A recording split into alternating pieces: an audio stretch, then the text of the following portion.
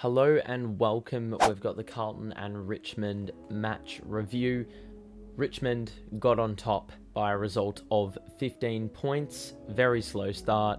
Richmond kicked the first 6 goals of the game, and from there it was pretty hard to mount a comeback. We actually got pretty close, but yeah, let's dissect what happened. First and foremost, injuries. Cannot buy one. Another injury. I don't understand how this continues to happen week in, week out. Every single week, something has to happen. This week, it was Jack Martin, and guess who? Our replacement for all the defenders we've lost, Sam Durden. Another one. It's ridiculous. And at this point, I don't know who you bring in next week to be the second key defender, because I'm failing to see it. Brody Kemp, probably. Last line. Beyond that, who the hell? The mid-season draft couldn't save us. The excessive amount of players that we had that fit this mold can't save us. It's just nuts to think. I don't know what the high performance department is doing. I don't know if they're being injuries, or those injuries are being sustained in play, or it's just a result of the body not, coping well enough with game conditions. I don't know, but that's got to be sorted out. Let's talk about it from more of a game standpoint. Jordan Boyd, very good game by him. Kicks inside forward 50, attack on the football, accountability, tackling pressure, exceptional by him. Best game for the Carlton Footy Club. And obviously he's got to hold his spot. Best game, probably most possessions he's won in the game of footy as well in the AFL. So got to give him props. First half was headlined by handballing over usage. Too many handballs. Sometimes we would literally have a clear path, 20 meters of space to run into. And what did we decide to do? Handball sideways or handball backwards or kick to nobody and not think things through. And obviously that situation really exposed the low IQ of some of our players. Lockie O'Brien, for example, literally twice had open space to run into. He's got a beautiful, kick at the footy. He does not utilize it enough. Sure, he kicked a goal in the first half, but mate, the amount of times he just, hospital hand passes, he loves those. He's attracted to them. I don't understand why he does this every single time. Some really poor efforts as well. Jack Martin comes to mind. Nunes comes to mind. There are a few I can name. But obviously those are the guys that are usually the scapegoats, first and foremost. Doherty was brilliant, as per usual, going back with the flight, taking marks, helping out the back line. Pretty good stuff. Richmond, I always feared the small forwards for them, and they started very strongly. Shy Bolton, whatever you want to say. He got let off the leash a few times, kicked a couple goals. A lot of people talking about how he taunted us. I don't give a shit.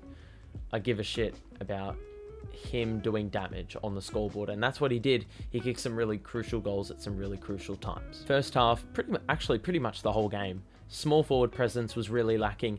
However, in the third quarter, when we did mount that comeback, Durden roved one, Martin roved one, and we needed a lot more of that, especially in wet conditions.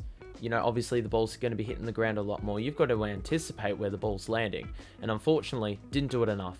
And it resulted in easy exits for Richmond, because they always seem to have it covered, and that was a fear that I really had going into this game. Second half came round, and as I said, the intensity was lacking. First half, waiting for the footy, not being really assertive enough. Second half came round, and the intensity lifted. You could see the fight in the players, especially coming out of the 3-quarter time break. I think it was very clear that energy that we needed, or we expressed at 3-quarter time, that angst, we needed to carry that over into the last quarter, and we really showed that with those hip and shoulder bumps that we were doing that looked really aggressive and really good. I mean, it was great we were doing that, but it didn't happen early enough. And that's obviously, where the game went. Ultimately, that was the deciding factor. That lead that they got early on in the game. And we were able to fight back. Credit to us. Very spirited.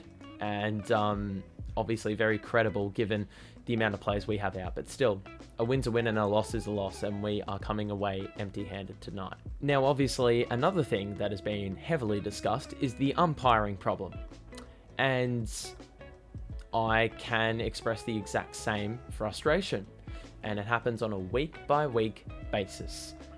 Patrick Cripps is getting held right in front of umpires' faces. I can see it from 200 metres away, and no one on that ground calls a thing. Zachy Fisher gets his legs taken out from underneath him that could have easily, injured him, on top of all the injuries we already have. Not paid. No whistle. The Jack Nunes goal, mind you, brilliant finish by the way, in a very crucial part of the game, where we held so much momentum, could have potentially run over the top of them. For some reason, they call the ball back after it has been issued a goal, and it is deemed a behind.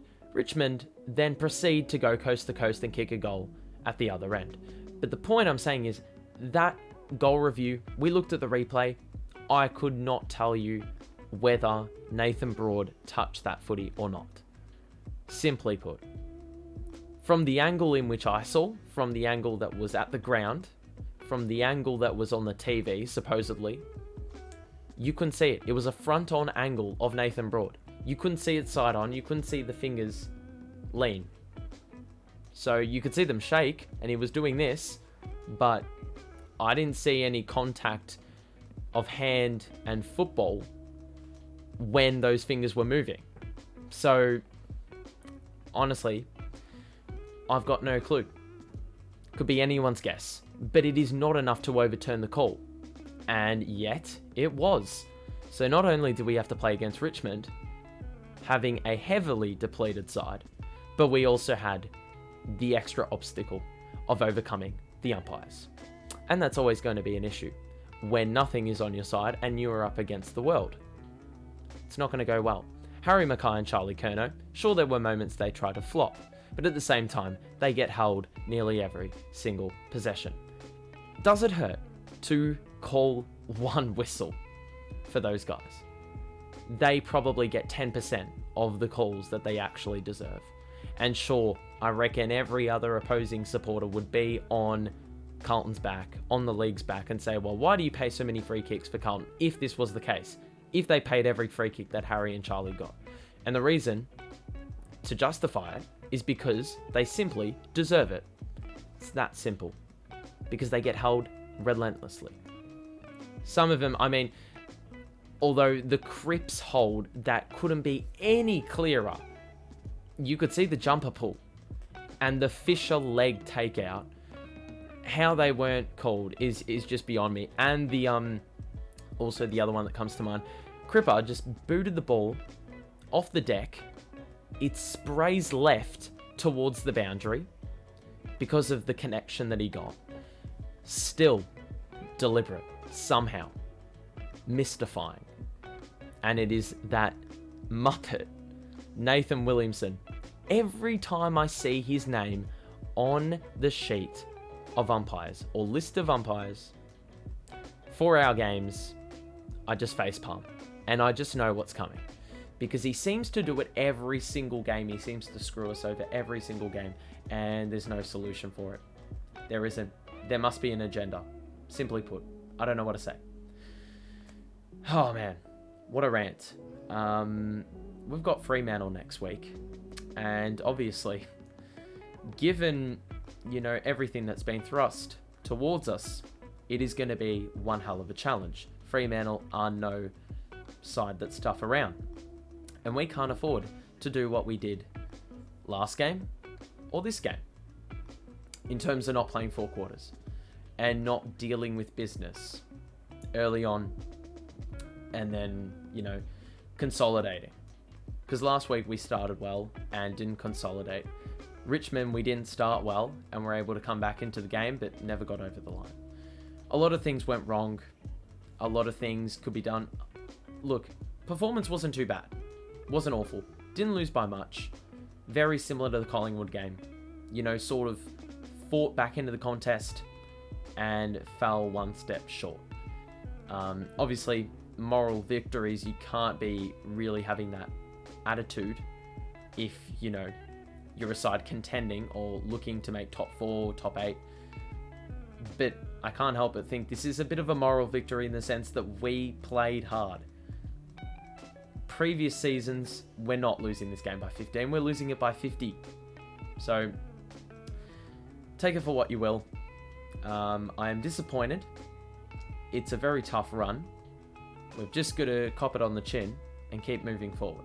So, yeah, share your thoughts in the comments. Hope you enjoyed this one.